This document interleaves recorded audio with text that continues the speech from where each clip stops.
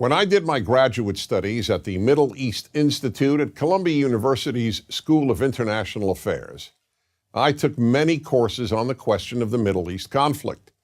Semester after semester, we studied the Middle East conflict as if it was the most complex conflict in the world, when in fact, it is probably the easiest conflict in the world to explain. It may be the hardest to solve, but it is the easiest to explain. In a nutshell, it's this. One side wants the other side dead. Israel wants to exist as a Jewish state and to live in peace. Israel also recognizes the right of Palestinians to have their own state and to live in peace.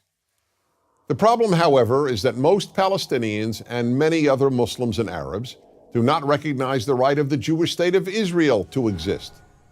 This has been true since 1947, when the United Nations voted to divide the land called Palestine into a Jewish state and an Arab state.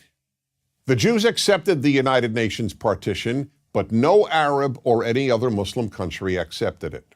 When British rule ended on May 15, 1948, the armies of all the neighboring Arab states, Lebanon, Syria, Iraq, Transjordan, and Egypt, attacked the one-day-old state of Israel in order to destroy it. But to the world's surprise, the little Jewish state survived. Then it happened again.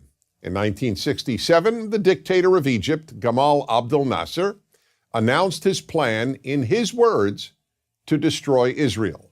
He placed Egyptian troops on Israel's border, and armies of surrounding Arab countries were also mobilized to attack. However, Israel preemptively attacked Egypt and Syria. Israel did not attack Jordan and begged Jordan's king not to join the war. But he did. And only because of that did Israel take control of Jordanian land, specifically the West Bank of the Jordan River. Shortly after the war, the Arab states went to Khartoum, Sudan, and announced their famous three no's: no recognition, no peace, and no negotiations. What was Israel supposed to do? Well, one thing Israel did a little more than a decade later in 1978 was to give the entire Sinai Peninsula, an area of land bigger than Israel itself and with oil, back to Egypt, because Egypt, under new leadership, signed a peace agreement with Israel.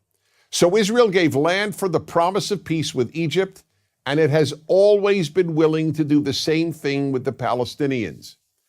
All the Palestinians have ever had to do is recognize Israel as a Jewish state and promise to live in peace with it.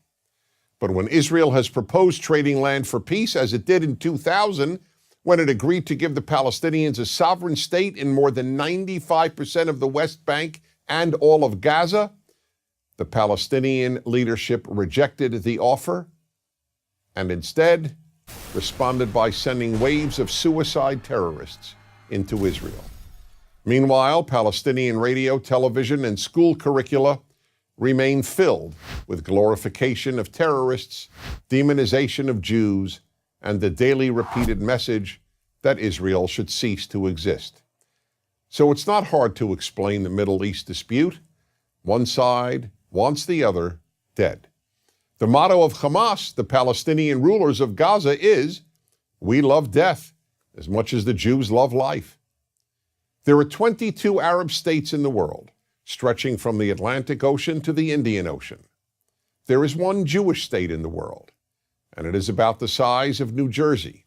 In fact, tiny El Salvador is larger than Israel. Finally, think about these two questions.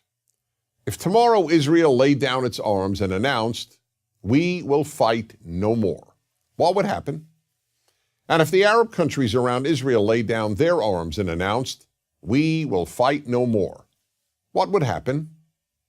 In the first case, there would be an immediate destruction of the state of Israel and mass murder of its Jewish population. In the second case, there would be peace the next day. As I said at the outset, it is a simple problem to describe. One side wants the other dead. And if it didn't, there would be peace. Please remember this. There has never been a state in the geographic area known as Palestine that was not Jewish. Israel is the third Jewish state to exist in that area. There was never an Arab state, never a Palestinian state, never a Muslim or any other state. That's the issue.